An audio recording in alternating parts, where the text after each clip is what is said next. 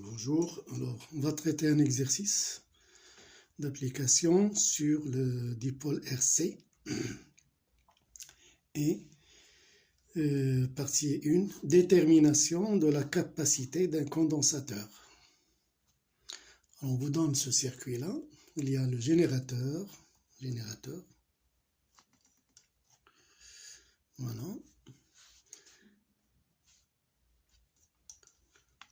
un interrupteur et un condensateur. Voilà. On vous montre là le sens du courant, I0. On vous donne I0 égale 14,1 milliampères. D'accord? Bien. A, B, les deux armatures du condensateur. On considère le circuit représenté sur la figure 1, celle-là, où le générateur débite dans le circuit un courant électrique d'intensité I0 égale 14,1 milliampères. On ferme l'interrupteur à l'instant T0 égale à 0. L'étude des variations de la tension UC aux bornes du conducteur de capacité C permet de tracer la courbe de la figure 2, celle-là. Voilà. Passe par 0, 1, etc. C'est U en fonction de T. UC en fonction de T. C'est une droite qui passe par l'origine. Première question, précisez parmi les armatures A et B du condensateur, celles portant les charges positives. Voilà.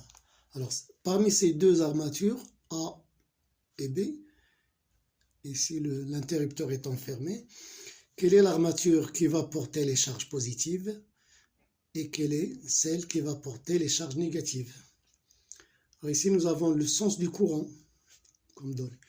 Nous savons alors que les porteurs de charge circulent ici les électrons, circulent dans le sens contraire du sens du courant. C'est-à-dire que les électrons vont quitter l'armature A, donc c'est celle qui va porter les charges positives.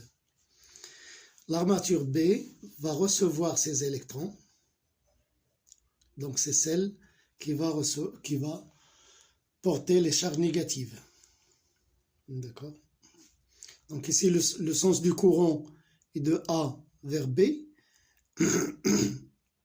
Le sens des électrons est de B vers A.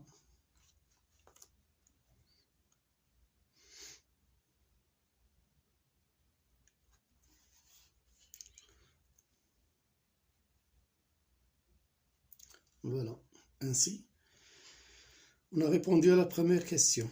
Deuxième question. Dans l'intervalle 0, entre 0 et 3 millisecondes. C'est-à-dire dans cet intervalle-là, voilà, 1 milliseconde, 2 millisecondes, 3 millisecondes. D'accord?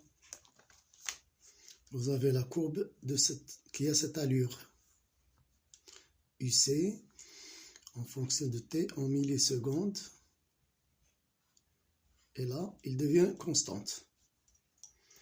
À partir d'une certaine valeur, alors là, ici 1 volt, 1 volt, 2 volts, 3 volts. À partir de 3 volts, elle reste constante. Voilà. Ici, 1 milliseconde, 2 millisecondes, 3 millisecondes.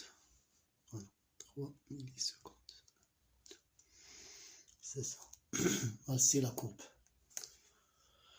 Donc, la question, c'est préciser, dans cet intervalle, établir l'expression UC égale I0 sur C fois T. On vous demande d'établir, ça c'est la deuxième question, première question, établir la relation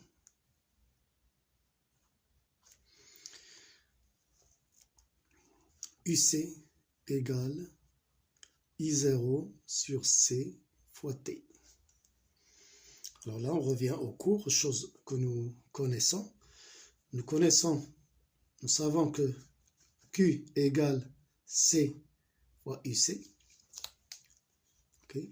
Ce qui implique que UC égale à Q sur C. Et on sait aussi que Q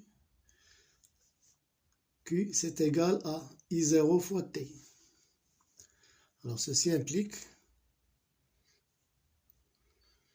voilà, que UC, je remplace Q par I0 fois T, I0 fois T sur C. Et voilà la relation demandée. Donc UC en fonction de T, c'est une droite représentée par une droite dans cet intervalle qui a cette forme UC égale I0 sur C fois T. Donc c'est une droite de coefficient directeur I0 sur C. Voilà. Alors maintenant, troisième question. Vérifier que, troisième question. Vérifier que C égale à 14,1 microfarad. Voilà, la troisième question, c'est ça. Vérifier que C égale 14,1 microfarad. Bien. Alors, comment on va traiter cette question? On nous demande de vérifier la valeur de C. Alors, I0 sur C, I0 est donné. C, c'est ce qu'on cherche. Et I0 sur C, c'est le coefficient directeur. Coefficient directeur de la droite qui représente UC en fonction de T. D'accord? Bien. Donc, je vais chercher la valeur de ce coefficient. Donc, I0 sur C sera égal à delta UC sur delta T. Je choisis 2 points. Alors, les 2 points, c'est un point, c'est 0. 0, plus simple, et 3. Donc, delta UC, c'est cette valeur-là. Delta T, c'est cette valeur-là. Donc, j'aurai 3 millisecondes, bien sûr. Alors, 3, 10 moins 3 secondes. Moins 0. Non, pardon. 3 volts. 3 volts. Moins 0. 3 volts moins 0. 3 volts moins 0. C'est delta UC. Divisé par 3 millisecondes cette fois. Pour delta UC, c'est 3 millisecondes moins 0. 3, 10 moins 3, moins 0. Alors, c'est-à-dire, ce coefficient-là, tout entier, sera égal à 3 sur 3, c'est 1. 1 sur 10 moins 3, c'est 10 puissance 3. OK?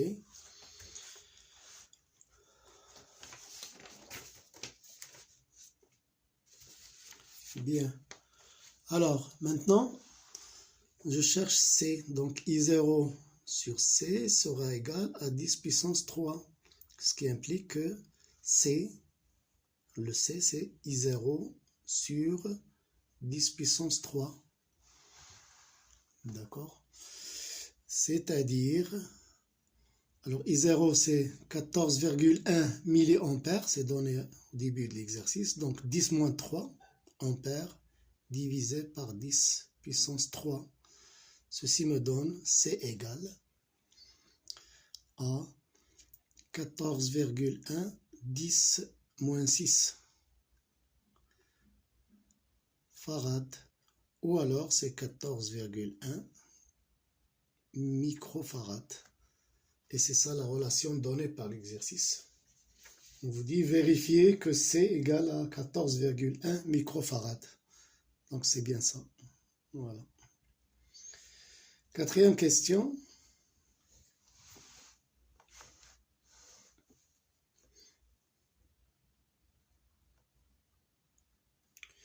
Quatrième question. Calculer la valeur maximale, E maximum, de l'énergie électrique emmagasinée dans le condensateur. Alors, l'énergie emmagasinée dans le condensateur est donnée par la relation suivante.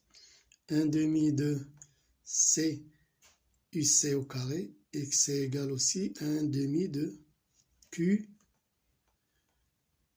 au carré sur C. D'accord. Donc ici, on nous demande l'énergie maximum. Et dans la courbe, nous avons UC maximum. Donc on va utiliser cette relation-là, qui est plus simple. 1/2 de C, UC maximum au carré. Et UC maximum, d'après la courbe, c'est égal à 3 volts. Voilà. Donc, il nous reste à faire le calcul. 1/2 de 14,1 farad fois 3 au carré. Et ça nous donne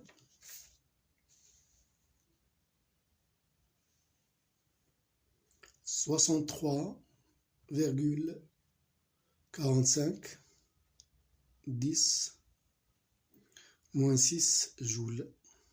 Voici l'énergie maximum emmagasinée dans ce condensateur. Bien, allez, au prochain exercice, Inch'Allah.